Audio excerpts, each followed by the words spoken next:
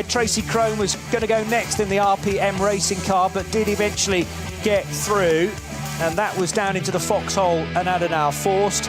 But at this point, the three appeared to be plain sailing. It had a 45-second lead over the sister car. Then this happened right in front of the four-time Formula One world champion, with a Cayman turned left by another Porsche. But then all of a sudden, the number 3 Mercedes had it seemingly no power going up Klostertal and Kesselchen. It was overtaken by the number 80 AMG, which put that car into the lead, and the 3 car was out of the race. Heartbreak for Danny Juncadella, and of course, he's got unfinished business here to come back in future years. The 99 Rover Racing BMW still flirting with a podium at this point. It runs 4th. Then the 34 car of Mattia Drudi, the Valkenhorst Motorsport Aston Martin, is 3rd. 84 Lamborghini, has it served its penalty or not, but it is 2nd on the road. They're all behind Lucas Stoltz in the Winward Racing Mercedes AMG. Car number 80 leads on lap 150.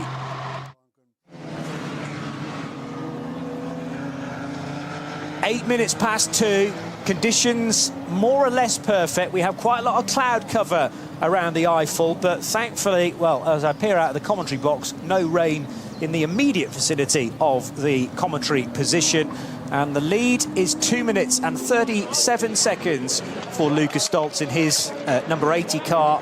And at this lap, I'm going to expect the 80 car in at the completion of this in the next 3 laps, but this should see the 84 Lamborghini reaching the end of an 8-lap stint, Mirko Bortolotti.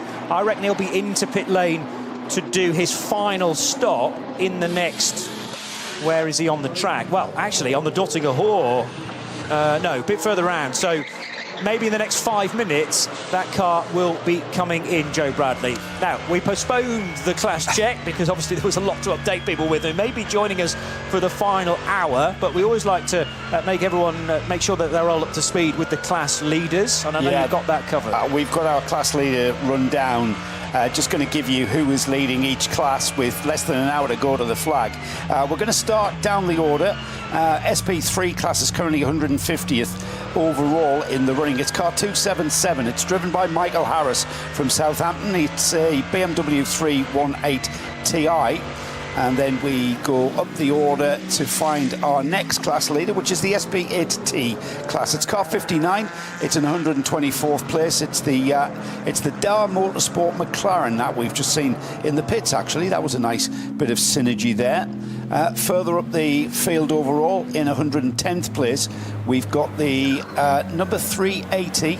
That's the SP2T leader. That's an Opel Corsa GS. That is in that position in SP2T. Leading SP4, it's the number 152. It's a BMW 325 Ci, no team name. It is currently 107th in the running overall.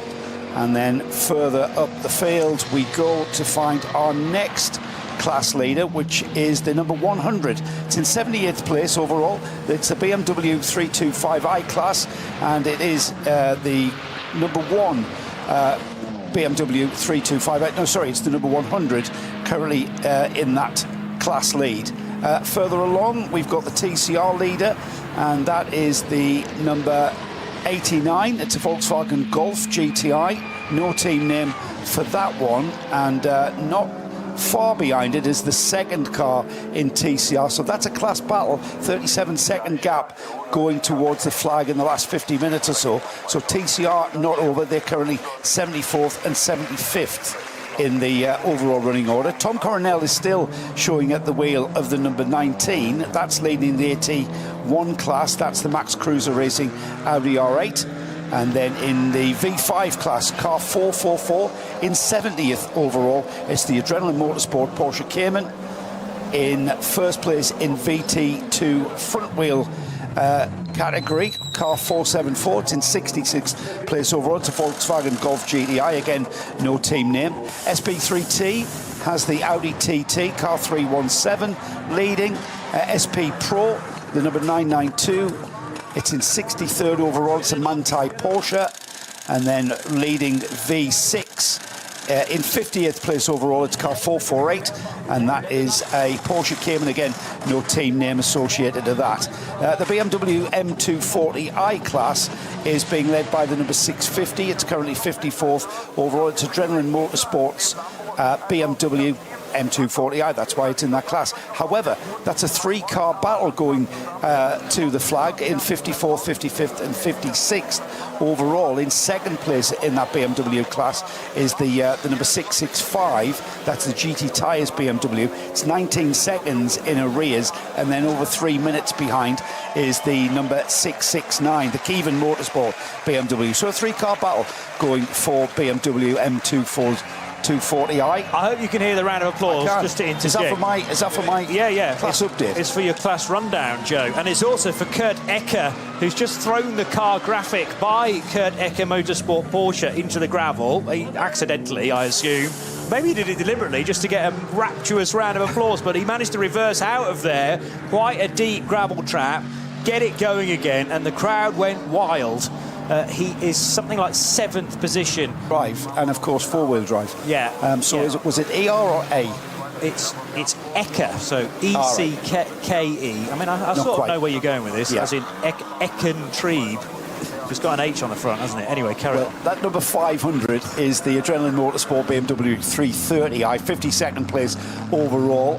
Further up the field, 49th place, we've got the BMW class being led by the number 878. That's the SRS team, Sorg Rennsport BMW M2. And then we have got in the pits the leader of SP7. I think it's been in the pits for some time. It is the Reiter Engineering Porsche, 45th overall.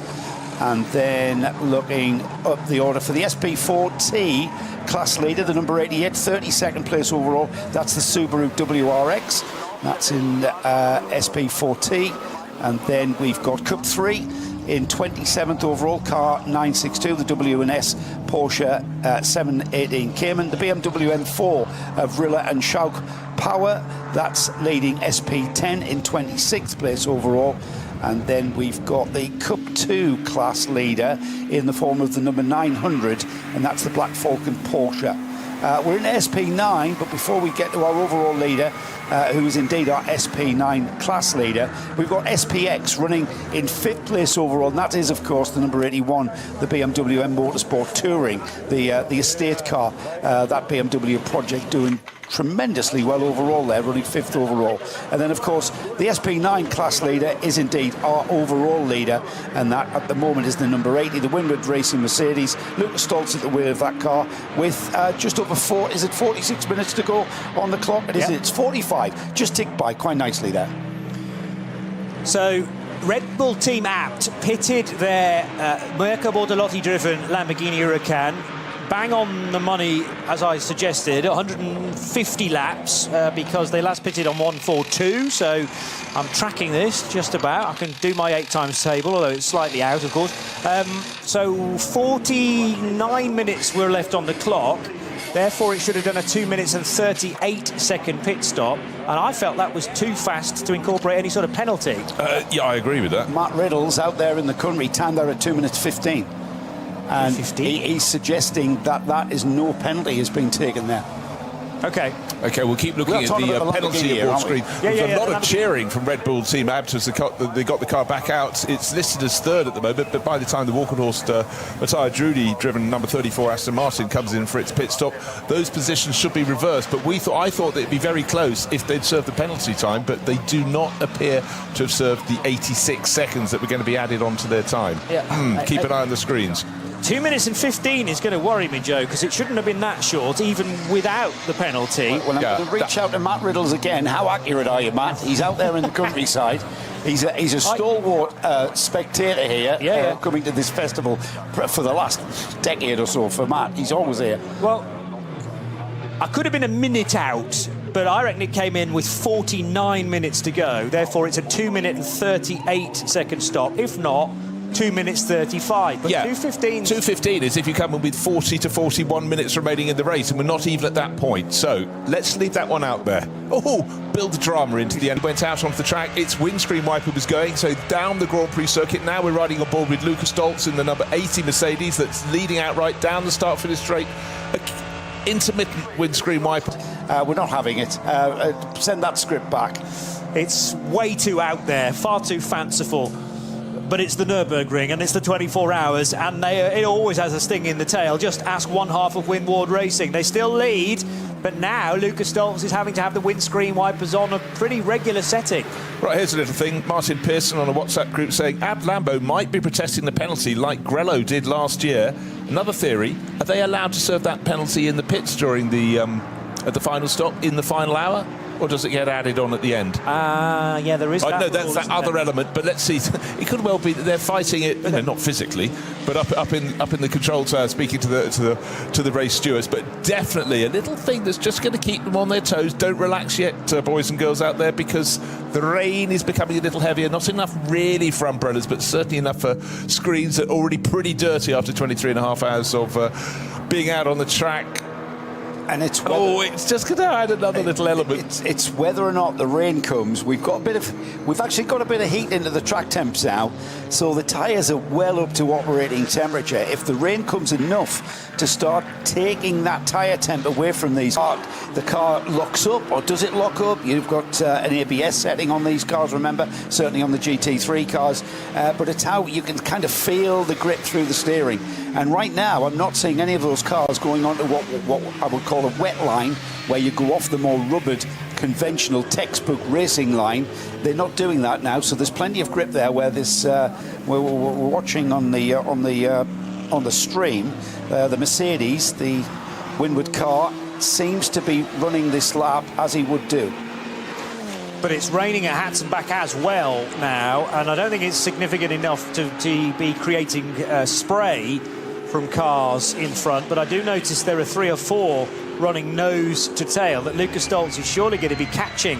Maybe the other side of Arenberg. He's going through the double right-hander at Flugplatz now. This is still full throttle, but the windscreen wiper does need to be on this setting. It's coming down at a fair rate of knots. Meanwhile, Mattia Drudi, all 4 wheels off at Flansgarten. He's pushing like crazy here. Drudi in the currently second-placed Aston Martin. Now, 150 laps, 51 laps completed for the Aston. That, therefore, I've yet to update my the pattern of pit stops, but I reckon the next time this car will need to stop is 154. So about to complete number 151.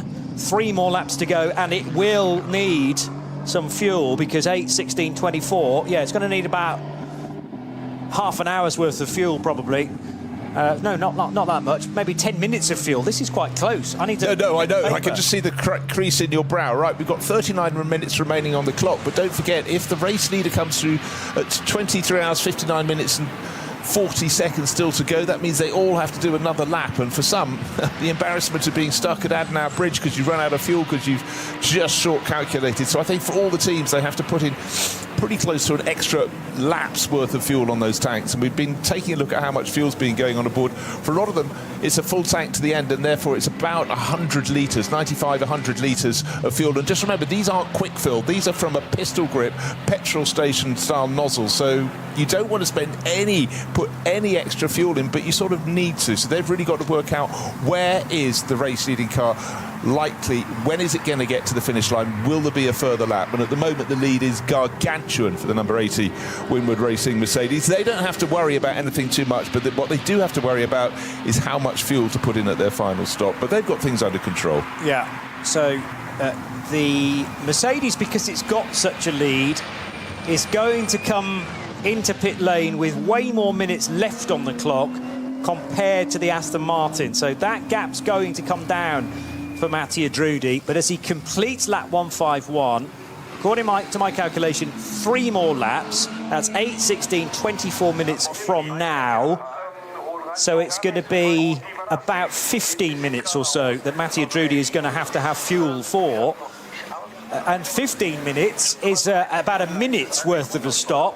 Whereas when's the Mercedes going to come in and lose a bit of time? But the thing is, it's a 4.5 minute advantage, so even if it lost 2 minutes of that, it's not going to be a major drama for the Lucas Stoltz driven Mercedes. Well, Mirko Bortolotti, the driver who started the 84 Lamborghini from pole position, is the driver who's going to take it through to the end of the race. It's had its final pit stop. He's there. He did the previous stint, so he's conversant with how the track conditions are. Yes, we've got a lot of windscreen wiper action, but it's not heavy rain yet, but that doesn't come in until, what, about 7.5 minutes from now, once we get in the final half hour, of course, just to give another twist this race. This race that we thought when we went left here at about 2 o'clock this morning, we thought, well, it's all set for two Winward Racing Mercedes to fight it out to the end. We came in this morning, they were still in the lead of the race, and then it seemed the advantage had been ceded to the number 3 car, and the number 80 crew were just going to have to sort of sit back 45 seconds further back and come through to second place. But then, of course, the number 3 Mercedes parked up in the garage. It's still there now, and the race keeps on changing, is my point, Joe. We're on slick tyres, so it doesn't really take much. It doesn't take much rain to start affecting track surface conditions, and on slicks, it doesn't take much rain to start affecting your lap time. And already we're seeing the cars skittering around and sliding a lot more than what we've just been seeing recently. It's become, as ever, what is it? What have we got? 36-minute sprint race, hasn't it? As ever in a 24-hour race, we get there to the point. It's whether or not you can keep pushing. Your car is underneath you. Is it still solid? Does it still feel right? Gone are the days of attrition when it came to gearboxes and stick shifts and manual gearboxes, when the style of driving affected the attrition rate of whether your gearbox held together. It's all done by computer now, and the driver only has to flick a paddle on the paddle shift, so less jeopardy in that respect. And of course, modern day engineering is a lot better than what we had 20, 30 years ago. So attrition less of a factor. It's more incident and drama that causes the attrition rate these days, but still, you're driving around, last half an hour or so, you're listening for different noises. Your imagination runs away with you. You think that is that a diff wine? Did that gear go in? Did I hear a clunk there? That sort of psychology. But as far as these drivers are concerned, these are the ultimate pros in endurance racing, and they are pushing all the way to the end, hoping that something befalls the cars in front of them. Well, a real example of someone's pushing. Looking at him on screen right now, Dries van Tor, his Rover Racing BMW, up into third position. He's only 18 seconds down on Matthias Drudy's Walkenhorst Aston Martin. However, he needs a pit visit, so the 84 Lamborghini, which has had its pit visit, should be going back out and moving up into third place. But again, a little bit of debris in the track. It's a splitter off someone's car. That could lead to a puncture. And then all the work you've done, and along the Dottinger with the race leader Lucas Stoltz, the rain is definitely heavy. We're not making it up to add drama. It's warmer than we've had pretty much throughout. 11 degrees. I think the highest we've seen in 4 days here has been 13 degrees, and that was for about 2 nanoseconds before it headed down again. But for Lucas Stoltz, yes, he doesn't have to lap as fast as the rivals. They've got this race surely in the bag, but it's going to be Mauro Engel that takes it through to the end of the race. There's Mauro in the pit garage at the moment, helmeted up. But the pit stop coming right here, right now. Hands device in, and for the crew at Winward Racing, they thought they were going to have parallel drivers, parallel crews. Number 3, number 80 coming through to first and second, but the number 3 car parked up in the background of the shots as Mauro Engel, who was a driver who said no to teammate Max Verstappen. You're not coming through. We're going to fight for this. Exactly how it should be, in my view. But suddenly, with mechanical failure, just around 11:40 this morning for the number 3 Mercedes, that's parked up. But the sister car, number 80, this is their final pit stop. But the weather map is suddenly looking a little bit more lively. Just as we talk, we're not talking it up. It's on its way in. The big question is, Joe, take a look at the tyres going on. A fresh set of tyres going on. Now, that doesn't look like a full wet. It doesn't. It's an intermediate tyre. Yeah, and very clever tread pattern as well, with 3 stripes around the tyre, but then the outer edge has these lateral slats to it, or lateral grooves. The car came in, let's give him a better. It looked to be getting the hands device and the helmet on at fairly last minute. I thought, oh, he's got another lap yet. Yeah, I think he did too, because definitely you normally see people got the helmets on, but it's when the hands device goes on, you know they're just absolutely getting ready. And I think they called that in, and thus there was the confusion. The first set of tyres were ready for him to come in the following lap, and then they said, no, you're coming in now. And then they quickly had to get the other ones out of the tyre ovens at the back and bring them forward. But sitting on a comfortable lead, and it's going to be really quite a story to see how they can progress from here through to the end of the race. Can they keep it on the island? It's not fully wet yet, but certainly with those windscreen wipers on full speed down the Dottinger, there is some rain in the air, and it could yet have a twist. But I would say for Winward Racing, that was sort of just management of the situation. They weren't too pressured. might as well do belts and braces. Well, discretion, the better part of valor by not going to full slicks, or their weather app is a lot better than mine. I've already thrown mine out the door because it's useless. It's rubbish. It's in 10% chance of rain, where we can clearly see it's wrong. There is rain coming out of the sky. It's a light rain, yes, but it is having an effect to the point where Lucas Stoltz has gone under cut slicks in that leading number 80. Well, Stoltz was losing time to certainly the previous lap he'd done, and also the previous sector times for Matteo Drudi and Dries Vanthoor in the 99 BMW. Mirko Bortolotti pitted after 146 laps, wasn't it? No, and remember, you're having to choose a tyre that is good across the piece of a 25-kilometre circuit. This track has a massive footprint as it travels from village to a small town and another village, and then loops back again down the Dottinger Hor, parallel with a main public road.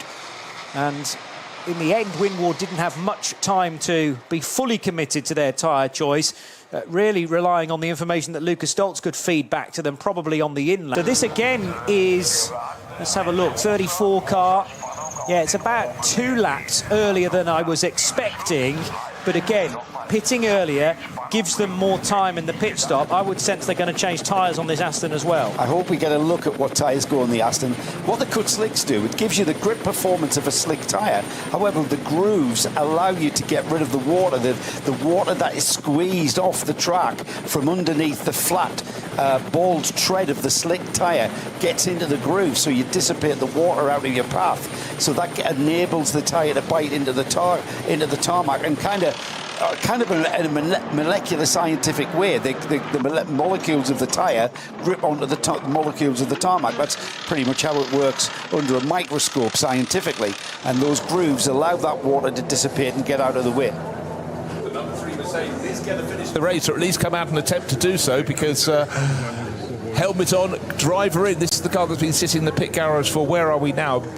Best part of 3 hours getting on towards that after its problem. Another thing I just want to throw in. Yonkadea, it looks like. Yonkadea, yeah, who literally went out and came pretty much straight back in. Just a little some stats I can throw at you. If the number 80 Winward Racing Mercedes with goes on to finish this race with Mauro Engel out to do that final stint, he took victory at the start of this year, again with Maxime Martin, down at Bathurst in the 12 hours, won that from 29th on the grid. Today, they started, yesterday, they started 25th on the grid. So don't give up, children, if your car's not at the sharp end for these long-distance races. It hasn't happened yet, but you have to say that Mauro Engel and the gang have got this one, almost at their fingertips. Lucas Stoltz, Fabian Schiller and Maxime Martin. Now, the big question is, to me, that penalty, the time penalty that was hanging over the number 84 Lamborghini, the Red Bull team apt entry, we don't think they served it. Can we do it after the end of the race? We've also got speculation up. Thanks, Joe. Yeah. Sort of thing I do. Away goes the Aston Martin, away goes the BMW. I'll hold back on active drivers just in case there have been changes there. What I don't know is how long Matty Drudy's been at the wheel of that car, because there is a 3-hour drive time limit in any one go, I believe, but I'm sure those at Valkenhorst Motorsport had worked out how many hours there were to go when they put, as he's known in the team, the Italian stallion in car number 34, and likewise for Dries Vanthoor. So Mirko Bortolotti moves up to second position now, and this 84 car, if there is still a penalty hanging over it, clearly they're taking the Grello approach from 2025 and say, well, we'll finish where we finish and then argue the toss afterwards as to whether we can get a podium result or not. And I tell you what, either side of their pit stop has been Mirko Bortolotti in the car, and he's been appreciably quicker than the other cars around him, the other drivers around him. The only other person who's been sort of close to matching those times has been Matteo Drudi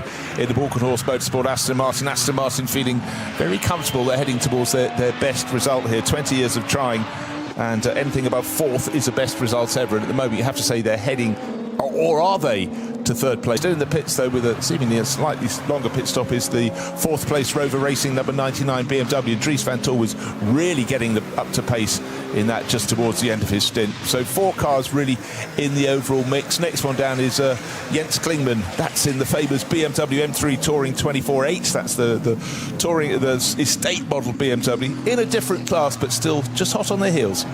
Keep an eye out on track and keep an eye on the attitude of the cars as they get up towards the carousel end of the circuit. Brian Fenton reporting rain heavier up there. Ooh.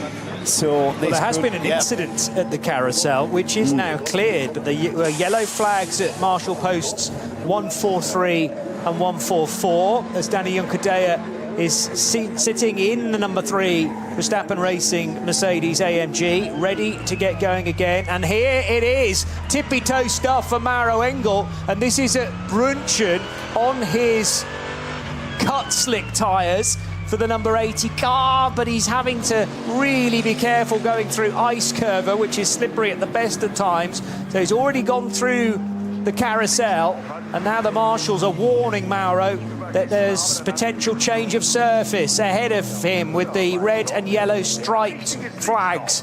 Goes through Flansgarten. There's some traffic up ahead as well, which in itself will be struggling for grip. As now on towards the Stefan Beloff S, and Schwalbenschwanz looks slightly better from a rainfall point of view now, so he survived the danger for this lap, but we still got 25 minutes to go. This is a race that we thought was going to be peppered with rain throughout. We've had remarkably little rain, but it's always added to the jeopardy. Track conditions warmer than they have been for the vast majority of this race, and that may just help the drivers. But just remember, for this crew, they didn't know which set of tyres to put on, which type of tyres to put on. We saw one decision being made and then countermanded. Then we went to these cut slicks. Was it the right choice? Oh dear, we've got someone parked at the side of the circuit, smoking away one of the cut 2 Porsches there, and will that lead to a slow zone? Because that's sitting just off the edge of the track. My concern is that that car is on fire, and it's coming from the engine end of the Porsche as well, so the marshals will have to get to that very quickly. Has it been in the wall to cause the fire, or is there another issue? I'm getting word that that's actually Max Verstappen in the car. Yes, that's correct. Okay. It is. We saw him get in. It looks way more like Danny Juncadella. Yeah, much whiter on the helmet. Can't see the red and blue on the flank because anyway, of the tint on the window. the live event and official ticker telling us that Max Verstappen's getting back in the car, but to me, that was the outgoing driver, Danny Juncadella. We will find out.